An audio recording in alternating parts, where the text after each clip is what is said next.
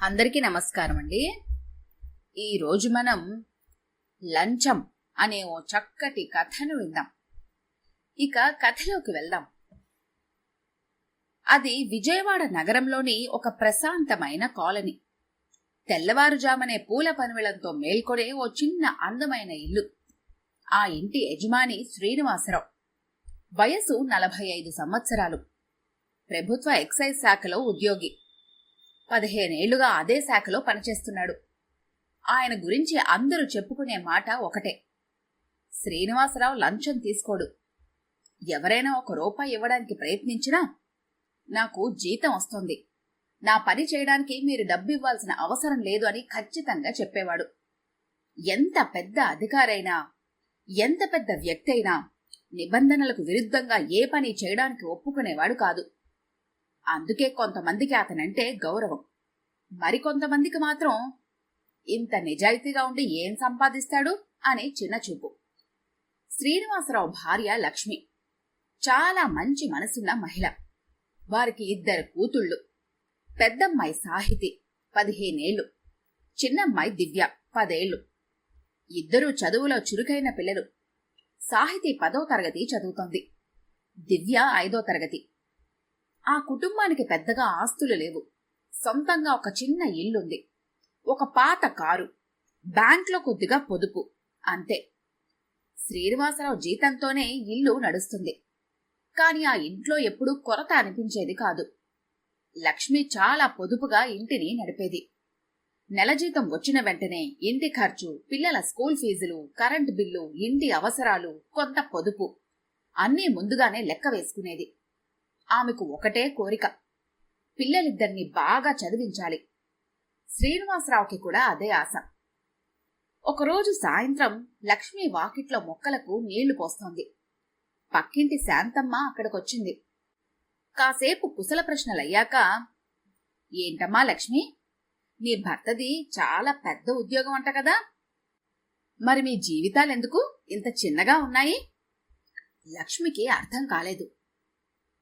ఏంటండి మీరనేది అని ఆమెను ప్రశ్నించింది. అయ్యో, అర్థం కాలేదా? నీ భర్త ఎక్సైజ్లో ఉన్నాడని అందరికీ తెలుసు. అక్కడ ఎంత డబ్బు చేతులు మారుతుందో నీకు తెలీదా? లక్ష్మి నవ్వేసింది. మా ఆయన అలాంటివి పట్టించుకోరండి. శాంతమ్మ వెంటనే అంది. అదే నువ్వు చేస్తున్న తప్పు. అతను నిజాయితీగా ఉండటం మంచిదే, కాని దీపం ఉన్నప్పుడే ఇల్లు చక్కబెట్టుకోవాలి కదమ్మా. ఇక లక్ష్మి ఏమీ మాట్లాడలేదు. శాంతమ్మే కొనసాగించింది. నీకు 2 ఆడపిల్లలు. రేపు వాళ్ల చదువులు, పెళ్లిళ్ళు ఏం ఖర్చులొస్తాయో తెలుసా? నీ భర్త ఆఫీసులో చాలా మంది లంచాలు తీసుకొని ఇల్లులు కట్టుకున్నారు, పెద్ద పెద్ద కార్లు కొనుక్కున్నారు, పిల్లల పేర్ల మీద ఆస్తులు పెట్టుకున్నారు. నీ భర్త మాత్రం జీతం మీదే కూర్చున్నాడు. అవన్నీ మీకెలా తెలుసండి? అయ్యో పిచ్చిపిల్ల, ఇవన్నీ ఎవరైనా వచ్చి చెప్తారా ఏమిటి? వాళ్ళని చూస్తుంటే అర్థమవ్వట్లే. లక్ష్మి ముఖంలో చిరునవ్వు మెల్లగా మాయమైంది. శాంతమ్మ చివరగా అంది. నిజాయితీగా ఉండటం మంచిదే, కాని మన పిల్లల భవిష్యత్తు కోసం కొంచెం తెలివిగా ఉండాలి అని చెప్పి వెళ్లిపోయింది. లక్ష్మి అక్కడే నిలబడిపోయింది, చేతిలో నీళ్లగొట్టం. కళ్ల ముందు మాత్రం సాహితి, దివ్య, వారి భవిష్యత్తు, వారి చదువులు, పెళ్లిళ్ళు, ఇల్లు, ఆస్తి అన్నీ ఒక్కసారిగా ఆమె మనసులో తిరగసాగాయి. ఆ రాత్రి భోజనం చేస్తున్నప్పుడు శ్రీనివాసరావు పిల్లలతో సరదాగా మాట్లాడుతున్నాడు. సాహితి, పెద్దయ్యాక నువ్వు ఏం కావాలనుకుంటున్నావు? నేను డాక్టర్ అవుతాను నాన్నా. మరి దివ్య? నేను కలెక్టర్ అవుతాను నాన్నా. శ్రీనివాసరావు నవ్వుతూ ఇద్దరినీ చూశాడు. మీరు ఏం కావాలనుకుంటే అది అవ్వండి, నాన్న మిమ్మల్ని ఎంతైనా చదివిస్తాడు. లక్ష్మి మాత్రం మౌనంగా ఉంది. ఆమె మనసులో శాంతమ్మ మాటలు తిరుగుతున్నాయి. దీపం ఉన్నప్పుడే ఇల్లు చక్కబెట్టుకోవాలి. ఆ రాత్రి పిల్లలు నిద్రపోయిన తర్వాత లక్ష్మి భర్త దగ్గరకు వచ్చింది. ఏమైంది నీకివాళ? శ్రీనివాసరావు అడిగాడు. ఏమీ లేదు. మరెందుకలా ఉన్నావు? లక్ష్మి కొద్దిసేపు ఆగి, మిమ్మల్ని ఒక విషయం అడగనా? అడుగు. మీ ఆఫీస్లో ఎవరైనా లంచాలు తీసుకునే వాళ్ళున్నారా అని అడిగింది.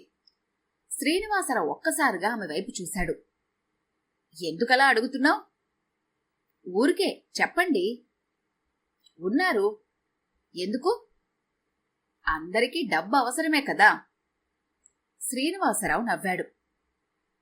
నాకు అవసరం లేదని కాదు, కాని తప్పు చేసి సంపాదించిన డబ్బుతో మన పిల్లల భవిష్యత్తు నిర్మించాలనుకోవటం మాత్రం నాకిష్టం లేదు.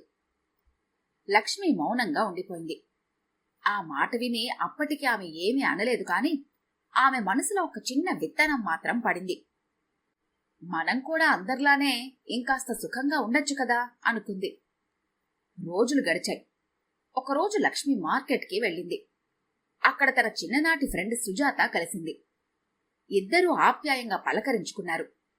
లక్ష్మి ఆమెతో మాట్లాడుతుందే కాని తన చూపు మాత్రం సుజాత కట్టుకున్న ఖరీదైన పట్టుచీర మీద, మెడలో వేసుకున్న భారీ గొలుసు మీద, అలానే చేతికున్న బంగారు గాజుల మీదనే ఉంది.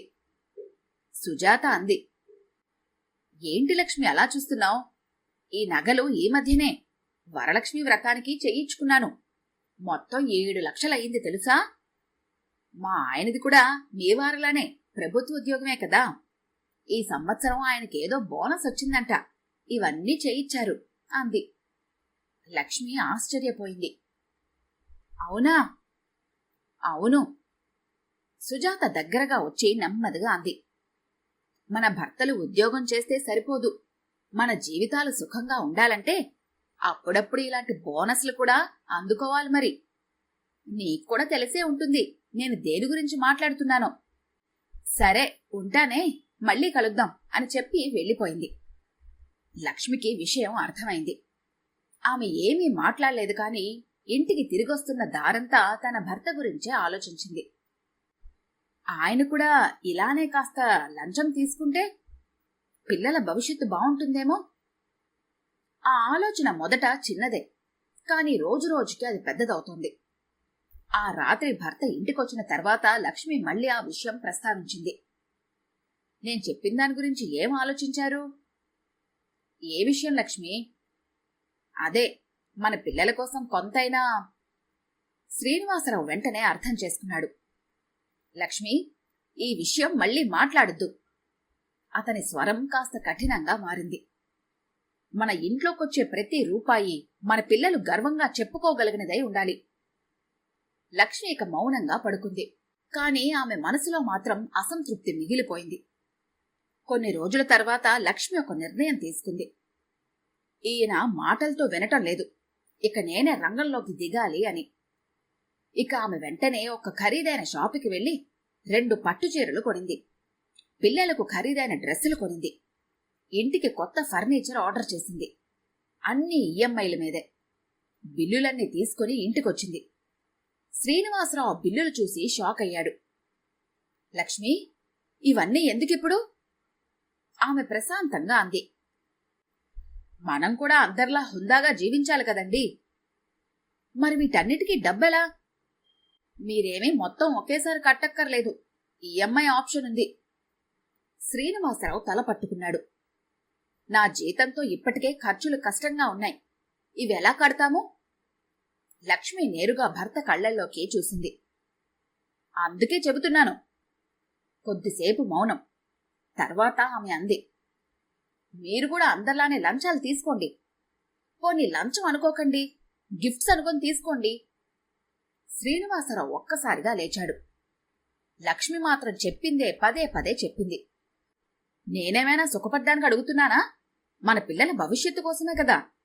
అసలే మనకున్నది 2 ఆడపిల్లలు, కాస్త ఆలోచించండి. ఆ మాట ఆయన గుండెల్లో బలంగా తాకింది. ఆ రాత్రి శ్రీనివాసరావుకి నిద్ర రాలేదు. తన భార్య మాటలు, పిల్లల భవిష్యత్తు, ఈఎంఐలు, పెరుగుతున్న ఖర్చులు అన్నీ అతని మనసును కలవరపెట్టాయి. చివరికి అతడు తన జీవితంలో ఎప్పుడూ చెయ్యని ఒక ఆలోచన చేశాడు. ఒక్కసారి ఒక పెద్ద మొత్తం తీసుకుంటే ఇక ఎప్పుడూ తీసుకోను, పిల్లల భవిష్యత్తు కోసం మాత్రమే అని తనను తాను సమర్థించుకున్నాడు. మరుసటి రోజు ఉదయం శ్రీనివాసరావు ఎప్పటిలాగే తెల్లవారుజామునే నిద్రలేచాడు. కాని ఆ రోజు అతని మనసు మాత్రం ప్రశాంతంగా లేదు. రోజూ లేవగానే దేవుడి ముందు నిలబడి, నేనెప్పుడూ తప్పు చేయకుండా ఉండే ధైర్యం ఇవ్వు స్వామి అని ప్రార్థించేవాడు. ఆ రోజు కూడా చేతులు జోడించాడు. కాని మొదటిసారి అతని మనసులో ఒక చిన్న ప్రశ్న మొదలైంది. నేను తప్పు చేయబోతున్నానా? వెంటనే ఆ ఆలోచనను పక్కకు నెట్టేశాడు. ఒక్కసారి మాత్రమే, అదే పిల్లల కోసమే అని తనను తాను సమర్థించుకున్నాడు. భర్తను ఆఫీస్కు పంపుతూ లక్ష్మి మళ్లీ చెప్పింది, నిన్న చెప్పిన విషయం గురించి ఆలోచించండి. శ్రీనివాసరావు ఆమె వైపు చూశాడు. లక్ష్మి, ఇక ఆ విషయం మాట్లాడుకు. ఆమె నెమ్మదిగా అంది. నేను మీకు తప్పు చేయమని చెప్పటం కాదు, మన పిల్లల భవిష్యత్తు గురించి ఆలోచించమంటున్నాను, అంతే. ఆ మాటతో శ్రీనివాసరావు మౌనంగా బయటికి వెళ్లిపోయాడు. స్కూటర్ స్టార్ట్ చేశాడు. కాని ఆ రోజు ఆఫీస్కి వెళ్తున్న దారంతా ఒకటే ఆలోచన, పిల్లల కోసం. ఆఫీస్లోకి అడుగు పెట్టగానే అతని సహోద్యోగి రమేష్ ఎదురయ్యాడు. ఏమైంది శ్రీనివాసరావు గారు, ఈరోజు చాలా ఆలోచనలో ఉన్నట్టున్నారే? ఏమీ లేదండి, ఇంట్లో చిన్న సమస్య. రమేష్ నవ్వేశాడు. ఇంట్లో సమస్య? అయితే మా సలహా తీసుకోండి. శ్రీనివాసరావు అతని వైపు చూశాడు. రమేష్ నెమ్మదిగా అన్నాడు, మన ఉద్యోగంలో జీతం ఒకటి, అదనపు ఆదాయం ఒకటి. ఎంతసేపు జీతం గురించే కాకుండా ఆ అదనపు ఆదాయం గురించి కూడా ఆలోచించండి. ఇంట్లో సమస్యలు వాటంతటవే తగ్గిపోతాయి. శ్రీనివాసరావు ముఖం మారిపోయింది. ఆ మాట మళ్ళీ నా దగ్గర మాట్లాడొద్దు అని గంభీరంగా చెప్పేశాడు. రమేష్ నవ్వాడు. మీరెప్పటికీ మారరు అని వెళ్లిపోయాడు. మధ్యాహ్నం సమయంలో ఒక వ్యాపారి శ్రీనివాసరావు గదిలోకి వచ్చాడు. అతని ఫైల్లో ఒక చిన్న సమస్య ఉంది. అతను ఫైల్ను టేబుల్ మీద పెట్టి, సార్ అని కాస్త దగ్గరగా ఉంగాడు. శ్రీనివాసరావు ఫైల్ తీసుకున్నాడు. మీ పత్రాల్లో కొన్ని లోపాలున్నాయండి, వాటిని సరిచేసి తీసుకురండి. ఆ వ్యక్తి బయటికి వెళ్లబోతూ మళ్లీ వెనక్కి తిరిగాడు. సార్, ఒక చిన్న సహాయం చేస్తే? శ్రీనివాసరావు అతని వైపు చూశాడు. ఆ వ్యక్తి తన జోబులో నుంచి ఒక కవర్ తీసి టేబుల్ మీద పెట్టాడు. శ్రీనివాసరావు గుండె ఒక్కసారిగా వేగంగా కొట్టుకుంది. అదే క్షణం తన భార్య ముఖం గుర్తొచ్చింది. సాహితీ కొత్త ఫోన్ అడిగిన రోజు గుర్తొచ్చింది. దివ్య స్కూల్ ఫీజు గుర్తొచ్చింది. ఈఎంఐ బిల్లులు గుర్తొచ్చాయి. ఇంటి భవిష్యత్తు. అతని చెయ్యి ఆ కవర్ వైపు కదిలింది. కాని అదే సమయంలో అతని తండ్రి ఒకప్పుడు చెప్పిన మాటలు గుర్తొచ్చాయి. నీ దగ్గర డబ్బు లేకపోయినా పర్వాలేదు, నీ దగ్గర నీతి లేకపోతే మాత్రం నువ్వు ఖాళీ మనిషివి అని. అతను ఒక్కసారిగా చేతిని వెనక్కి తీసుకున్నాడు. ఇది తీసుకొని బయటికి వెళ్ళండి అని గట్టిగా గద్దించాడు. ఆ వ్యక్తి భయపడ్డాడు. సార్, నేను చెప్పింది వినిపించలేదా? మీ పని రూల్స్ ప్రకారం జరుగుతుంది, డబ్బుతో కాదు. ఆ వ్యక్తి కవర్ తీసుకుని వెళ్లిపోయాడు. శ్రీనివాసరావు కుర్చీలో వెనక్కి వాలాడు. ఒక పెద్ద నిట్టూర్పు విడిచాడు. దేవుడా, నన్ను కాపాడు అనుకున్నాడు. కాని కథ ఇంకా ముగియలేదు. సాయంత్రం ఇంటికొచ్చినప్పుడు లక్ష్మి అతని ముఖాన్ని చూసి అడిగింది, ఏమైందండి అలా ఉన్నారు? ఏమీ లేదు. మరెందుకు అంత అలసిపోయారు? శ్రీనివాసరావు కొద్దిసేపు మౌనంగా ఉన్నాడు. తర్వాత, ఈరోజు ఒక వ్యక్తి నాకు లంచం ఇవ్వడానికి ప్రయత్నించాడు. లక్ష్మి గుండె ఒక్కసారిగా వేగంగా కొట్టుకుంది. ఎంత తీసుకున్నారా? ఆమె నోట ఆ మాట అనుకోకుండా వచ్చింది. శ్రీనివాసరావు ఆమె వైపు చురుగ్గా చూశాడు. లేదు, తీసుకోలేదు. లక్ష్మి నిరాశగా, అయ్యో ఏంటండి మీరు అంది. ఆ ఒక్క మాట శ్రీనివాసరావు గుండెల్లో బలంగా తాకింది. అయ్యోనా, నేను తీసుకోకపోవటం నీకు బాధగా ఉందా? లక్ష్మి వెంటనే, అలా కాదండి, నేను అని ఆగిపోయింది. ఇక శ్రీనివాసరావు ఏమీ మాట్లాడలేదు. ఆ రాత్రి భోజనం కూడా నిశ్శబ్దంగానే జరిగింది. రోజులు గడిచాయి. కాని లక్ష్మి మనసులో మాత్రం డబ్బు ఆలోచన మరింత పెరిగింది. ఒకరోజు రాత్రి భర్తతో మరోసారి మాట్లాడింది. మనం ఇంకొక ఇల్లు కొనుక్కోవాలండి. శ్రీనివాసరావు ఆశ్చర్యంగా చూశాడు. మనకి ఇల్లు ఉంది కదా? ఉందిలేండి, ఇదెక్కడ సరిపోతుంది? పిల్లలు కూడా వయసుకొచ్చారు.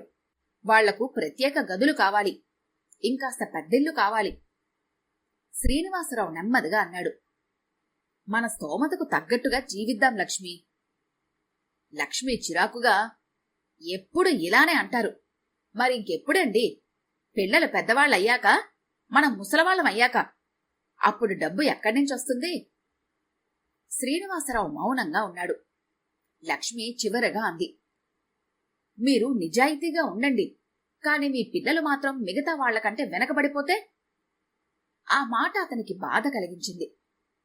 ఆ రాత్రి శ్రీనివాసరావు చాలాసేపు బయట వరండాలో ఒంటరిగా కూర్చున్నాడు. లోపల పిల్లలు నవ్వుకుంటున్నారు. భార్య పనులు చేసుకుంటోంది. అతను ఆకాశం వైపు చూశాడు. నేనేం చెయ్యాలి అని తనలో తానే అనుకున్నాడు. అతని మనసులో 2 స్వరాలు. ఒకటి, నిజాయితీగా ఉండు. మరొకటి, పిల్లల కోసం ఒక్కసారి. చివరికి అతని కళ్లను మూసుకున్నాడు. సరే, ఒక్కసారి మాత్రమే, అది పెద్ద మొత్తం అయితేనే. ఇక జీవితంలో మళ్లీ ఎప్పుడు అటువైపు చూడను. అతను తీసుకున్న ఆ నిర్ణయం అతని జీవితంలోనే అత్యంత ప్రమాదకరమైన నిర్ణయం. మరుసటి రోజు కూడా ఎప్పటిలానే ఆఫీస్కి బయలుదేరాడు శ్రీనివాసరావు. ఈ రోజు అతని రూల్స్కి విరుద్ధంగా ఏదో ఒక పెద్ద ఫైల్ మీద సంతకం పెట్టి, డబ్బు ముట్టాక ఇక ఇదే ఆఖరి తప్పు అని నిశ్చయించుకున్నాడు. భయంతోనే తన సీట్లో కూర్చున్నాడు. అతను పని చేస్తున్నాడే కాని అతని మనసులో లేదు. ఏదో అలజడి, భయం అతన్ని నిశ్చింతగా ఉండనివ్వటం లేదు. కాని ఒకటి మాత్రం అతను నిశ్చయించుకున్నాడు. ఈ రోజు తాను అనుకున్నది ఎలా అయినా చేసి తీరాలి అని. అదే సమయంలో ఆఫీస్లో ఏదో ఒక్కసారిగా కలకలం రేగింది. ఏసీబీ రైడ్ అనే కేకలు వినిపించాయి. శ్రీనివాసరావు గుండె ఒక్కసారిగా ఆగినట్టయింది. ఒక్క క్షణంలో అక్కడి వాతావరణమే మారిపోయింది. కొద్దిసేపటి క్రితం వరకు ఫైళ్లతో బిజీగా ఉన్న ఉద్యోగుల ముఖాల్లో భయం కనిపించింది. శ్రీనివాసరావు గుండె మాత్రం వేగంగా కొట్టుకుంటోంది. ఏసీబీ రైడా? అతను తనలో తానే అనుకున్నాడు. ఎవరి మీద, ఎందుకు అతనికి తెలియదు. కాని తన మనసులో మాత్రం ఒక భయంకరమైన ఆలోచన మెదిలింది. నేను కూడా ఈరోజు... ఆ ఆలోచన అక్కడితో ఆగిపోయింది. అప్పుడే కొందరు అధికారులు లోపలికొచ్చారు. ఎవరూ తమ సీట్ల నుంచి కదలకండి, అందరూ సహకరించాలి. ఒక అధికారి నేరుగా రమేష్ గదివైపు వెళ్లాడు. శ్రీనివాసరావు దూరం నుంచి చూస్తున్నాడు. రమేష్ ముఖం తెల్లగా మారిపోయింది. సార్ అంటూ అతనేదో చెప్పబోయాడు. కాని ఏసీబీ అధికారులు మాత్రం అతని టేబుల్, డ్రాయర్లు, ఫైళ్లు అన్నీ పరిశీలించడం ప్రారంభించారు. కొద్దిసేపటి తర్వాత అతని టేబుల్ డ్రాయర్లో ఒక కవర్ బయటపడింది. ఒక అధికారి దాన్ని తెరిచాడు. అందులో పెద్ద మొత్తంలో నగదు. మరో డ్రాయర్లో మరికొంత నగదు. రమేష్ చేతులు వణుకుతున్నాయి. రమేష్ ఏదో సంజాయిషీ చెప్పబోతున్నాడు. కాని అప్పటికే అన్నీ స్పష్టమయ్యాయి. ఆయన లంచం తీసుకుంటూ రెడ్ హ్యాండెడ్గా పట్టుబడ్డాడు. కొన్ని రోజులుగా రమేష్ మీద నిఘా పెట్టిన అధికారులు సమయం చూసుకుని రైడ్ చేశారు. శ్రీనివాసరావు కుర్చీలో కూర్చొని ఉండిపోయాడు. అతని నుదుటిపైన చెమట. కొద్దిసేపటి క్రితం తాను కూడా ఇదే పని చెయ్యాలి అనుకున్నాడు. దేవుడా, ఇంకొన్ని నిమిషాలు ఆలస్యమైతే నేను కూడా... ఆ ఆలోచనతోనే అతని శరీరం వణికిపోయింది. ఏసీబీ అధికారులు రమేష్ను తీసుకెళ్లారు. ఆఫీస్లో మిగిలిన ఉద్యోగులంతా మౌనంగా చూస్తున్నారు. ఒక అధికారి బయటకు వెళ్తూ, లంచం తీసుకోవటం చిన్న విషయం కాదు. ఒక్కసారి పట్టుబడితే ఉద్యోగం మాత్రమే కాదు, జీవితం మొత్తం మారిపోతుంది అని అన్నాడు. ఆ మాటలు శ్రీనివాసరావు చెవుల్లో మారుమ్రోగుతూనే ఉన్నాయి. ఆ రోజు ఇంటికి వెళ్లే దారిలో శ్రీనివాసరావు స్కూటర్ చాలా నెమ్మదిగా నడిపాడు. రోజు అరగంటలో ఇంటికి చేరేవాడు. ఆ రోజు మాత్రం గంట పట్టింది. మధ్యలో ఒక దేవాలయం కనిపించింది. స్కూటర్ ఆపి లోపలికి వెళ్లాడు. దేవుడి ముందు నిలబడ్డాడు. అతని కళ్లల్లో నీళ్లు. నాకు బాగా బుద్ధి చెప్పావు భగవంతుడా. నేను చెయ్యబోయిన తప్పు చెయ్యకుండా నన్నాపావు. ఇక ఎప్పటికీ ఆ దారిలో అడుగు పెట్టను అని మనస్ఫూర్తిగా ప్రార్థించాడు. అదే సమయంలో ఇంట్లో లక్ష్మి టీవీ చూస్తోంది. ఒక్కసారిగా బ్రేకింగ్ న్యూస్ వచ్చింది. ఎక్సైజ్ శాఖలో ఏసీబీ దాడులు, లంచం తీసుకుంటూ ఒక అధికారి అరెస్ట్ అనే వార్త స్క్రీన్ మీద కనిపించింది. లక్ష్మి గుండె ఒక్కసారిగా ఆగినట్టయింది. టీవీకి దగ్గరగా వెళ్ళింది. ఎక్కడా, ఏ ఆఫీసు అని చూస్తూ ఉండిపోయింది. వార్తలో కనిపించిన కార్యాలయ భవనం తన భర్త పనిచేసే ఆఫీసే. ఆమె చేతులు వణికాయి. అయ్యో దేవుడా! ఒక్కసారిగా శ్రీనివాసరావు గుర్తొచ్చాడు. ఉదయం అతను చెప్పిన మాట గుర్తొచ్చింది. ఈరోజు ఆఫీస్లో కొంచెం పని ఎక్కువ ఉంది. కంగారు పడకు, ఒక్కసారికి నీ మాట వినదలుచుకున్నాను అని చెప్పి వెళ్ళిపోయాడు శ్రీనివాసరావు. ఆమె గుండెల్లో భయం పుట్టింది. అంటే నా భర్త కూడా అనుకుంది. తర్వాత తన తలపై తానే కొట్టుకుంది. అయ్యో, ఎంత తప్పు చేశాను నేను! ఇన్ని రోజులు ఆయన లంచం తీసుకోమని నేనే పోరు పెట్టాను. నా మాట విని ఆయన కూడా అని ఆలోచించగానే ఆమె కళ్ల ముందు చీకట్లు కమ్ముకున్నాయి. సాహితి తల్లి దగ్గరకొచ్చింది. అమ్మా, ఏమైందమ్మా? లక్ష్మి సమాధానం చెప్పలేదు. దివ్య కూడా వచ్చి, అమ్మా, నాన్నింకా రాలేదే అని అడిగింది. ఆ ప్రశ్నతో లక్ష్మి మరింత కృంగిపోయింది. మీ నాన్న... ఆమె గొంతులో మాట రాలేదు. గడియారం 8 కొట్టింది, 9 అయ్యింది, 10 అయ్యింది. శ్రీనివాసరావు మాత్రం ఇంటికి రాలేదు. లక్ష్మి ప్రతి 5 నిమిషాలకు గుమ్మం వైపు చూస్తోంది. ఫోన్ చేసింది, స్విచ్డ్ ఆఫ్. ఆమె గుండె దడదడలాడింది. అయ్యో, ఏం జరిగిందో ఏంటో. ఆమె ఊహల్లో పోలీస్ స్టేషన్, ఏసీబీ అధికారులు, చేతులకు బేడీలు, భర్త ముఖం. పిల్లలు ఏడుస్తున్నారు, పొరుగువాళ్లు మాట్లాడుకుంటున్నారు, బంధువులు ప్రశ్నిస్తున్నారు. ఆమె భయంతో వణికిపోయింది. రాత్రి 11 దాటింది. చివరికి గుమ్మం దగ్గర స్కూటర్ శబ్దం వినిపించింది. లక్ష్మి ఒక్కసారిగా పరిగెత్తుకుంటూ బయటకొచ్చింది. గుమ్మం దగ్గర నిలబడి ఉన్నది శ్రీనివాసరావే. ఆమె ఒక్క క్షణం అతన్ని చూస్తూ నిలిచిపోయింది. తర్వాత పరిగెత్తుకుంటూ అతని దగ్గరికి వెళ్ళి, మీరు... అతన్ని గట్టిగా పట్టుకుంది. ఆమె కళ్ల నుంచి కన్నీళ్లు ధారగా వచ్చాయి. ఏమైంది లక్ష్మి అని శ్రీనివాసరావు ఆశ్చర్యంగా అడిగాడు. ఆమె ఏడుస్తూ, మీరు బానే ఉన్నారా? మీకేమీ కాలేదు కదా? మిమ్మల్ని ఎవరు తీసుకెళ్లేదా? అంది. శ్రీనివాసరావు ఆమె ముఖాన్ని చూశాడు. అతనికి విషయం అర్థమైంది. లేదు, నేను బానే ఉన్నాను అని అన్నాడు. లక్ష్మి ఊపిరి పీల్చుకుంది. కొద్దిసేపు ఏమీ మాట్లాడలేకపోయింది. తర్వాత చేతులు జోడించి భర్త ముందు నిలబడింది. నన్ను క్షమించండి. ఇన్ని రోజులు మిమ్మల్ని లంచాలు తీసుకోమని నేనే పోరు పెట్టాను. మీ నిజాయితీని కూడా నేను బలహీనతగా భావించాను. మన పిల్లల భవిష్యత్తు పేరుతో మీ మనసును తప్పుదారిలోకి నెట్టాను. శ్రీనివాసరావు మౌనంగా ఆమెనే చూస్తున్నాడు. లక్ష్మి ఏడుస్తూనే ఉంది. ఈ రోజు మీరు ఇంటికొచ్చే వరకు నా గుండె ఎన్నిసార్లు ఆగిందో నాకు మాత్రమే తెలుసు. టీవీలో ఏసీబీ వార్త చూసినప్పుడు మీరే పట్టుబడ్డారని అనుకున్నాను. ఆ క్షణంలో మనకు డబ్బు అవసరం లేదు అనిపించింది.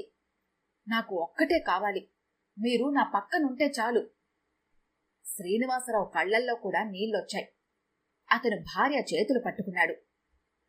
లక్ష్మి, నువ్వు ఒక విషయం తెలుసుకోవాలి. నీ మాట విని ఈరోజు నేను కూడా ఒక పెద్ద తప్పు చేయబోయాను. లక్ష్మి ఉలిక్కి పడింది. ఏమిటి? రమేష్ పట్టుబడకముందు నేను కూడా లంచం తీసుకోవాలి అని నిశ్చయించుకున్నాను. కాని అదే సమయంలో ఏసీబీ వారొచ్చారు. రమేష్ పట్టుబడ్డాడు. అతన్ని చూస్తున్నప్పుడు నన్ను నేనే చూసుకున్నట్టుగా అనిపించింది. శ్రీనివాసరావు కళ్లను తుడుచుకున్నాడు. ఇది నా జీవితంలో దేవుడిచ్చిన చివరి హెచ్చరిక. లక్ష్మి తల ఉంచుకుంది. నన్ను నమ్మండి, ఇక ఎప్పుడు నేను మీకు అలాంటి సలహాలివ్వను. శ్రీనివాసరావు చిరునవ్వు నవ్వాడు. మనకి ఉన్నదాంతోనే సంతోషంగా ఉండాలి. పిల్లలకు మనం ఇవ్వాల్సింది డబ్బు మాత్రమే కాదు లక్ష్మి, మంచి పేరు కూడా. ఆ మాటలు వింటున్న సాహితీ, దివ్య ఇద్దరూ దగ్గరకొచ్చారు. నాన్నా, ఏమైంది నాన్నా? శ్రీనివాసరావు ఇద్దరిని తన దగ్గరకు తీసుకున్నాడు. ఏమీ లేదమ్మా, ఈరోజు మీ నాన్న ఒక విషయం నేర్చుకున్నాడు. ఏంటి నాన్న అది? అతను నవ్వుతూ అన్నాడు. మన ఇంటి గోడలు పెద్దగా ఉండాల్సిన అవసరం లేదు. మన ఇంట్లో మనశ్శాంతి పెద్దగా ఉంటే చాలు. పిల్లలు అతన్ని కౌగలించుకున్నారు. ఆ రాత్రి లక్ష్మి తన అల్మరా తెరిచింది. ఈఎంఐలో కొనుగోలు చేసిన ఖరీదైన చీరలు, కొత్త వస్తువులు అన్నీ చూస్తూ నిలబడింది. ఆమెకు అవన్నీ ఒక్కసారిగా భారంగా అనిపించాయి. తనకు అవసరం లేని వాటి కోసం తన భర్తను తప్పుదారిలో నెట్టిన విషయం గుర్తొచ్చింది. మరుసటి రోజు ఉదయం ఆమె కొన్ని వస్తువులను తిరిగిచ్చేసింది. కొన్ని ఖరీదైన వస్తువులను అమ్మేసింది. ఈఎంఐలను తగ్గించింది. ఆ రోజు నుంచి లక్ష్మి పూర్తిగా మారిపోయింది. పక్కింటి శాంతమ్మ మళ్ళీ ఒక రోజొచ్చి, ఏంటమ్మా లక్ష్మి, ఎలా ఉంది నీ వారి ఉద్యోగం? ఇప్పటికీ ఇంకా నీతి నిజాయితీ అనుకుంటూ ఉన్నారా, లేక ఏమన్నా వెనకేశారా అని నవ్వుతూ అడిగింది. లక్ష్మి చిరునవ్వుతో, అవునండి, ఆయన ఎప్పటికీ నీతి నిజాయితీగానే ఉన్నారు, ఇక ఎప్పటికీ అలానే ఉంటారు. అందుకు నాకిప్పుడు చాలా గర్వంగా ఉంది అంది. శాంతమ్మ ఆశ్చర్యంగా చూసింది. లక్ష్మి మాత్రం ప్రశాంతంగా అంది, లంచం తీసుకుని కట్టిన ఇల్లు పెద్దదై ఉండొచ్చు, కాని నిజాయితీగా సంపాదించిన చిన్న ఇంట్లో నిద్ర మాత్రం చాలా ప్రశాంతంగా ఉంటుంది. నేను నా పిల్లలకు ఆస్తి ఇవ్వలేకపోయినా పర్వాలేదు, కాని మా ఆయన నిజాయితీని వారసత్వంగా ఇస్తాను అంది. శాంతమ్మకు నోట మాట రాక అలానే చూస్తూ నిలబడిపోయింది. అదంతా వంటగదిలో నుంచి వింటున్న శ్రీనివాసరావు కళ్లల్లో ఆనంద బాష్పాలు. అతను భార్య చేతిని పట్టుకున్నాడు. ఇప్పుడు నువ్వు చెప్పావే, నాకు జీవితంలో దొరికిన పెద్ద బహుమతి అదే. తప్పుదారిలో సంపాదించిన డబ్బు ఎంత ఎక్కువైనా మనశ్శాంతిని కొనలేము. పిల్లలకు లక్షలు కూడబెట్టడం కంటే వాళ్లు తలెత్తుకొని మా నాన్న నిజాయితీ గల మనిషి అని చెప్పుకునేలా జీవించడం గొప్ప సంపద. ఎందుకంటే డబ్బు పోతే మళ్లీ సంపాదించొచ్చు, కాని ఒకసారి పోయిన పేరు, నమ్మకం, మనశ్శాంతి తిరిగి సంపాదించడం చాలా కష్టం. అందుకే ఉన్నదాంతో సంతోషంగా జీవిద్దాం. పిల్లల భవిష్యత్తు కోసం పొదుపు చేద్దాం, కాని వారి భవిష్యత్తును నిర్మించడానికి మన విలువలను మాత్రం తాకట్టు పెట్టకూడదు. మీ హైమా రచించిన ఈ కథ కనుక మీకు నచ్చినట్లయితే లైక్ చేయండి, షేర్ చేయండి. మరిన్ని ఇంట్రెస్టింగ్ కథల కోసం మా ఛానల్ని తప్పకుండా సబ్స్క్రైబ్ చేసుకోండి.